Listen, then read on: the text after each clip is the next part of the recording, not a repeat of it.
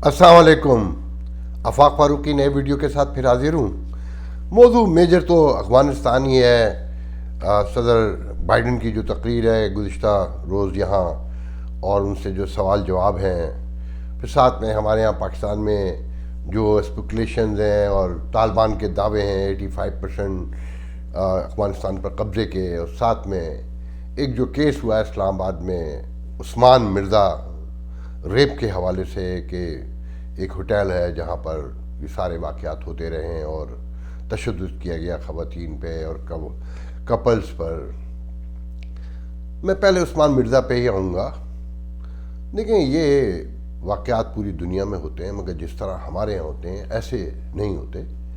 क्योंकि जब निज़ाम टूट जाते हैं, मैं बार बार आप लोगों से कहता हूँ कि पाकिस्तान में कोई रियासती इदारा अब काम नहीं कर रहा, सब बिखर चुका है। और अगर कुछ कहीं कोई कुछ कर रहा है तो वो ले दे के कर रहा है, और ले दे के जो उसका जो उसूल है वो आपको पता है कि वो किसके हक़ में जाता है।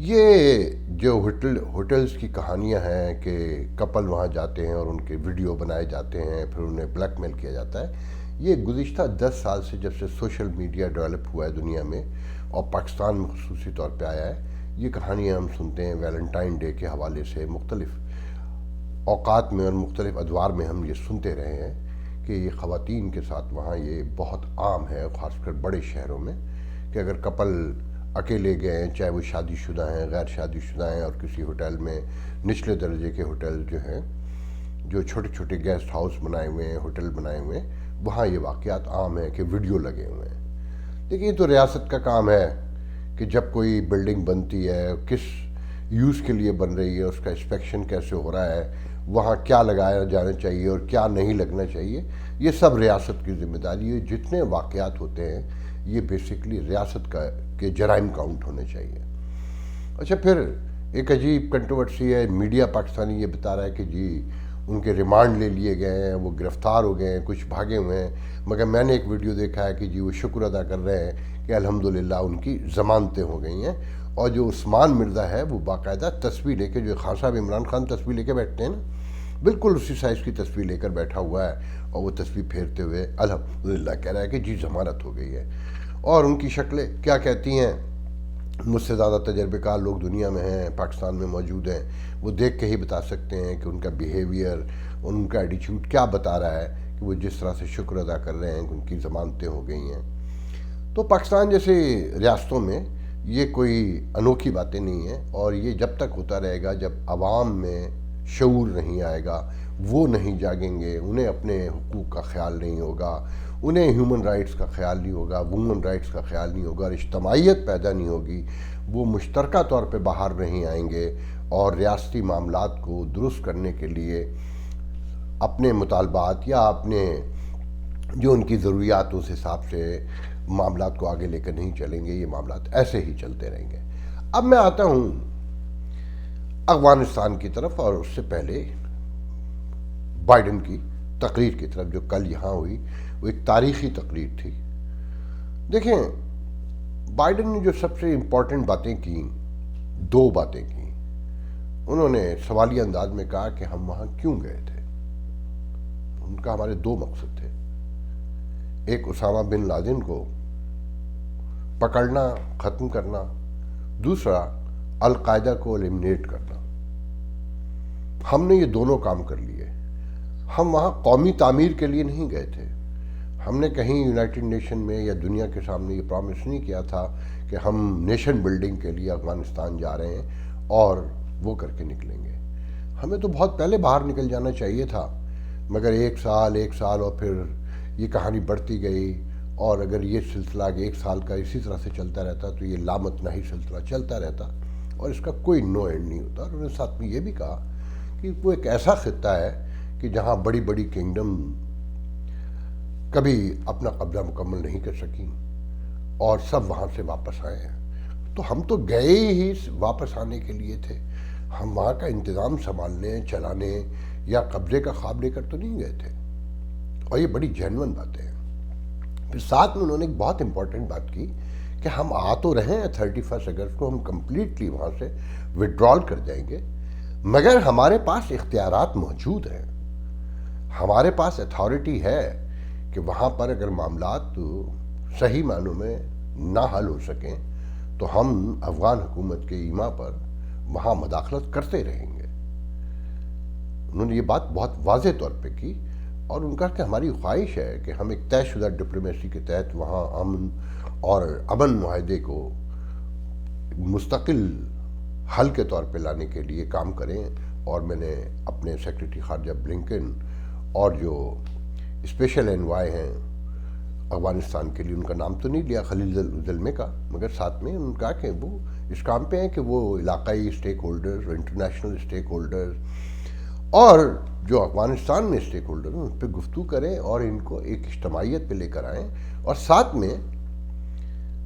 ساتھ میں جو علاقے کے ممالک ہیں ان پر بھی یہ لازم ہے کہ وہ ان کی فلاح کے لیے، بھلا کے لیے، امن کی مستقل امن کے لیے وہ ان کو رضامند کریں، اور خاص کر طالبان کو کہ اجتماعیت میں اور اتفاق اتحاد سے ہی یہاں ایک حکومت بن سکتی اور چل سکتی اور امن آ سکتا ہے. اور طالبان کو بھی اس بارے میں اچھی طریقے سے پتہ ہے. ساتھ میں جب سوال جواب کا سیشن ہوا، اور یہ پہلی بار میں نے دیکھا کہ سوال جواب کے لیے صحافی اتنے فرسٹریٹڈ تھے کہ پاکستان جیسا شور جو ہم عام پریس کانفرنسوں پاکستان میں دیکھتے ہیں نا کہ ایک دم غلغہ اٹھتا ہے اور جیسی تقریر ختم ہوتی ہے پریس کانفرنس کرنے والے کی اور سوالات کی بوچھاڑ شروع ہو جاتی ہے، کوئی ترتیب نہیں رہتی، تو پہلی بار وائٹ ہاؤس میں دیکھنے میں آیا. اور حیران کن طور پہ جو میجر رپورٹرز جو زیادہ تر اکثر تعداد میں تھیں وہ خواتین تھیں، جن میں سے CNN کو جیسے میں پہچانتا ہوں، واشنگٹن پوسٹ کو میں پہچانتا ہوں، نیو یارک ٹائمز سے لے کر مختلف، اور ایک دو مرد بھی تھے، مگر خواتین نے زیادہ سوالات کیے. تو پہلا سوال یہی تھا کہ طالبان تو کہتے ہیں کہ ہم تقریباً قبضہ مکمل کر چکے ہیں اور کرنے والے ہیں. تو بائیڈن نے بہت ہی کانفیڈنٹلی یہ کہا کہ یہ پاسبل نہیں ہے کہ طالبان مکمل قبضہ کر لیں. ان کی تعداد ہے 75,000 اور افغان فورسز جنہیں ہم نے ٹرینڈ کیا ہے وہ 3 لاکھ ہیں. ان کے ساتھ اکوپمنٹ ہے، ویل سوفسٹیکیٹڈ ویپن ہے، ان کے پاس فضائیہ ہے اور ہماری سپورٹ حاصل ہے. ہم ہر قدم پر ان کی مدد کے لیے تیار ہیں. طالبان اتنی آسانی سے قبضہ نہیں کر سکتے. اس کا نتیجہ ایک خوفناک لڑائی کی شکل میں تو نکل سکتا ہے، مگر طالبان قبضہ نہیں کر سکتے. گو کہ طالبان نے کل اس تقریر کے بعد ہی پریس کانفرنس کر کے کہا کہ انہوں نے 85% افغانستان پہ قبضہ کر لیا ہے، اسپیشلی جو بارڈر ایریا ہیں جو دوسرے ملکوں سے ملتے ہیں، ایران سے، پاکستان سے، مختلف حوالوں سے. تو یہ بڑی امپورٹنٹ بات ہے کہ ان کا اتھارٹی ہمارے پاس موجود ہے کہ ہم مداخلت کرتے رہیں گے. میں نے کل بھی کہا تھا کہ وہ کوریڈور پاکستان نے تو دیا ہوا ہے نا، جو 30 ایئر کا معاہدہ ہے، اس سے تو انکار نہیں کر سکتے. اور پھر طالبان ایک اپنی مستی میں ہے اور شاید انہیں ایسا لگ رہا ہے، جو مجھے نظر آتا ہے کہ ان کا اعتماد جان بوجھ کے بڑھایا جا رہا ہے تاکہ انہیں مارنے میں آسانی رہے اور وہ دھوکے میں مارے جائیں. تو بہتر ہے کہ وہ معاملات کو سمجھ لیں. یہ تو اب ان پر ہی ڈیپینڈ کرتا ہے. ساتھ میں یہاں پر یہ بھی کہوں گا کہ جب انہوں نے کہا پریزیڈنٹ بائیڈن نے کہ میں نے بلنکن کو اور اسپیشل انوائے ہیں ان سے کہا ہے کہ وہ علاقائی اور انٹرنیشنل اسٹیک ہولڈر سے بات کریں اور ان پر یہ انہیں سمجھانے کی کوشش کریں کہ انہیں کیسے معاملات کو وہاں درست کرنا ہے اور اپنا رول کیسے ادا کرنا ہے. تو اس کے فوراً بعد بلنکن کی کال گئی شاہ محمود قریشی کو.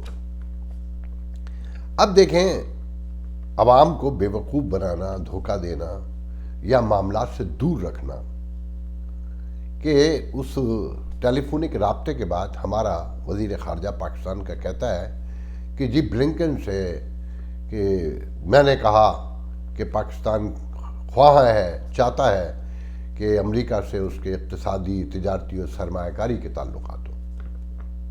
کتنا بیہودہ بیان ہے یہ. بلنکن نے آپ کو اس لیے فون کیا تھا کہ آپ اپنی خواہشات کا اظہار کریں. آپ یہ خواہشات تو 40 سال سے کر رہے ہیں.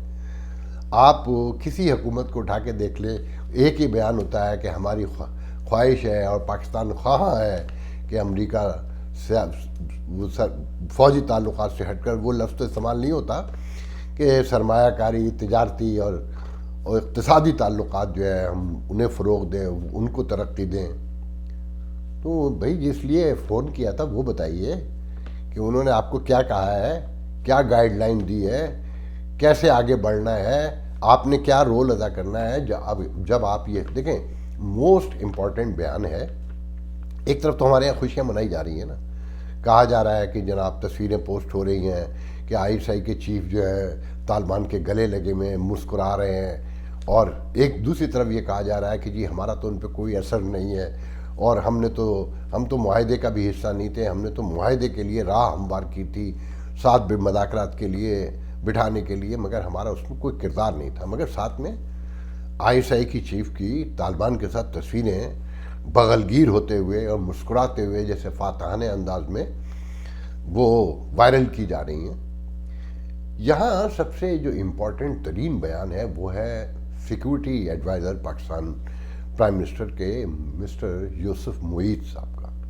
محیط یوسف جو امریکہ سے ہی گئے ہیں، یہیں ایک تھنک ٹینک میں ہوتے تھے، اور میرا ذاتی خیال یہ ہے کہ وہ امریکن شہری ہیں، گرین کارڈ ہولڈر تو بہرحال ہوں گے ہی ہوں گے.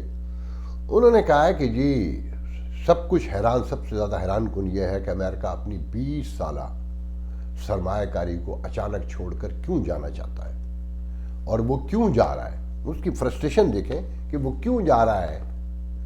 مطلب یہ کہ اسے نہیں جانا چاہیے موجود حالات میں، اور ساتھ میں یہ کہ جب پاکستان مشورے دیتا ہے تو کہا جاتا ہے مداخلت کر رہے ہیں، اور جب خاموش ہو جاتا ہے، نیوٹرل ہو جاتا ہے، تو کہا جاتا ہے کہ وہ اپنا رول ادا نہیں کر رہا.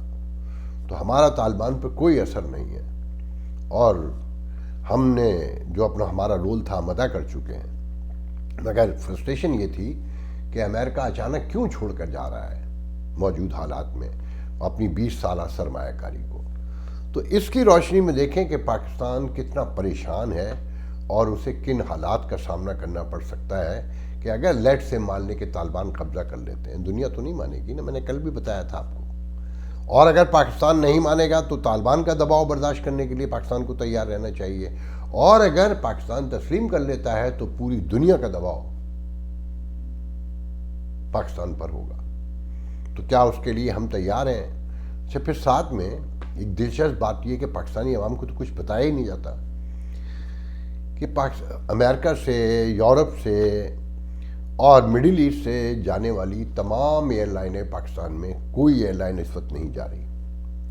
میرے اپنے اراؤنڈ میں، فیملی میں امریکہ سے عید کرنے کے لیے جانا چاہتے تھے کچھ لوگ. ایمریٹ سے بکنگ کرائی 15 جولائی کی، نوٹیفیکیشن آ گیا کہ جی آپ کی سیٹ کینسل ہو گئی ہے، کہ پاکستان کی کوئی فلائٹ نہیں ہے. لوگ بہت پریشان ہیں، اور کسی کی سمجھ میں نہیں آ رہا کہ کیوں ہو رہے ہیں. کہ کہا جا رہا ہے، کہنے والے کہتے ہیں کہ جی یہ کووڈ کی وجہ سے، پاکستان میں کووڈ ذہن میں رکھیں <2% ہو گیا ہے، اور پاکستان کی طرف سے کسی ایئر لائن کو کوئی ریسٹرکشنز اب نہیں ہے.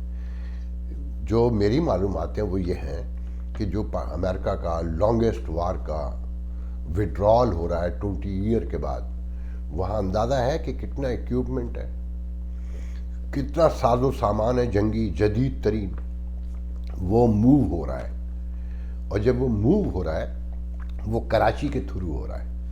تو انہوں نے کیا کیا امریکنز نے کہ ساری اس خطے میں جانے والی ایئر لائنز کو سب کو خود کہہ دیا ہے کہ ہم نے ریسٹرکشنز لگائی ہوئی ہیں، ہمیں خطرہ ہے کہ ہمارے وڈرال میں انٹرپٹ کرنے کی کوشش نہ کی جائے. کہیں جب ہمارے جہاز اتر رہے ہوں، افغانستان سے آ رہے ہوں اور کراچی اتر رہے ہوں، تو ہم کسی وقت بھی فضا میں کوئی حملہ کر سکتے ہیں. اس لیے بہتر ہے کہ اپنے پیسنجر پلینز لے کر نہ آئیں. اس لیے بتانے والے بتاتے ہیں کہ جو پاکستان کو ایئر لائن جایا کرتی تھیں، ایمریٹس وغیرہ، اتحاد، اور مجھے ایک یہ بھی پتہ چلا ہے کہ بہت مشکلوں سے پچھلے دنوں ایک استنبول سے ایک فلائٹ پہنچی ہے پاکستان. کافی عرصے کے بعد میں کچھ لوگ پھنسے ہوئے تھے، مگر باقی ایئر لائنز پہ ریسٹرکشنز ہیں اور بتا کوئی نہیں رہا ہے. ساتھ میں یہ بھی بتا دوں کہ قطر ایئر لائن ڈیلس سے ابھی بھی بکنگ کھلی ہوئی ہے اور سیٹیں بک کر رہی ہے، مگر کیا وہ فلائٹ جائے گی نہیں جائے گی، آئی ہیو نو آئیڈیا. تو میں یہ چاہتا تھا کہ آپ لوگوں کو میں شیئر کروں.